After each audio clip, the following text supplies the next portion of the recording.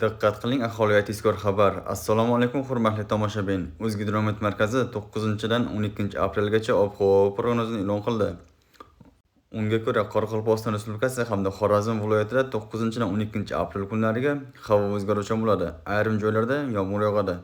Shamol-g'arbiy yo'nalishda 7-12 metr sekund tezlikda esadi. Ba'zan 15-18 metr sekund tezlikgacha kuchayadi. Harorat kechasi 6-11 darajalik, kunduz kunlari 12-18 darajalik iliq bo'ladi.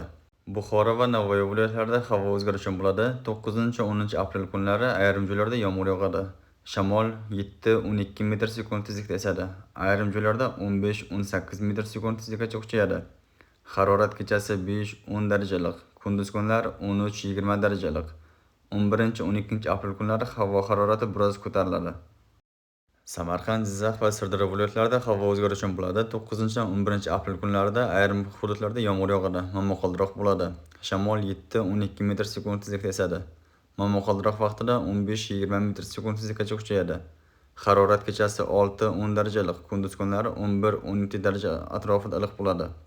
Toshkent shahri va viloyatida havo o'zgaruvchan bo'ladi. 9-10 aprel kunlari yomg'ir yog'adi. Ayrim paytlarda momaqaldiroq kuzatiladi. Shamol 7-12 metr sekund tezlikda esadi. Ayrim joylarda 15-18 metr sekund tezlikgacha kuchayadi. Harorat kechasi 7-12 darajalik, kunduz kunlari 12-17 darajalik bo'ladi.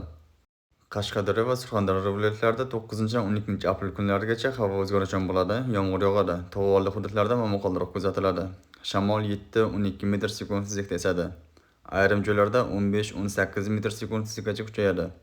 Harorat kechasi 8-13 darajalik, kunduz kunlari 14-21 daraja atrofida iliq bo'ladi. Farg'ona vodiysi viloyatlari, ya'ni Andijon, Namangan hamda Farg'ona viloyatlarida havo o'zgaruvchan bo'ladi. 9-11 aprelgacha ayrim joylarda yomg'ir yog'adi, momaqaldiroq ehtimoli bor. Shamol 7-12 metr sekund tezlikda esadi. Ayrim joylarda 15-18 metr sekund tezlikgacha kuchayadi. Harorat kechasi 6-11 darajalik, kunduz kunlari 12-18 darajalik bo'ladi. O'zingizni asrang, xayr, salomat bo'ling.